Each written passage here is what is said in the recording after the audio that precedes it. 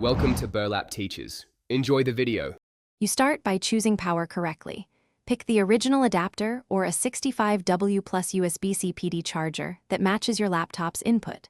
Once done, close resource-hungry apps and disable syncing because the machine will draw less power and charge faster.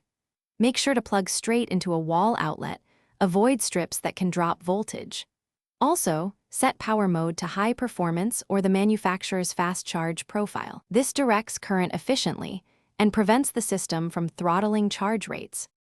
Now optimize how the laptop accepts power. Enable the fast charge or turbo option in BIOS or your OS because that allows higher current to flow safely. Next, keep the laptop cool. Place it on hard surface and remove thick cases since heat reduces charging efficiency and can force slower rates.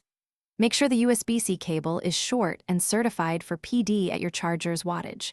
Thin or long cables cause voltage drop and slow charging. Monitor charge behavior for the first 10-20 minutes.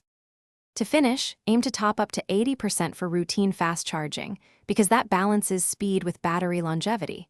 Charge to 100% only when you need full runtime.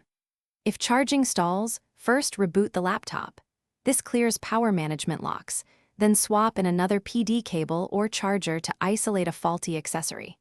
If problems continue, update BIOS and power firmware and inspect battery health tools in the OS. One key tip: if the battery report shows abnormal wear, seek service rather. Thanks for watching. Consider subscribing if this video helped you.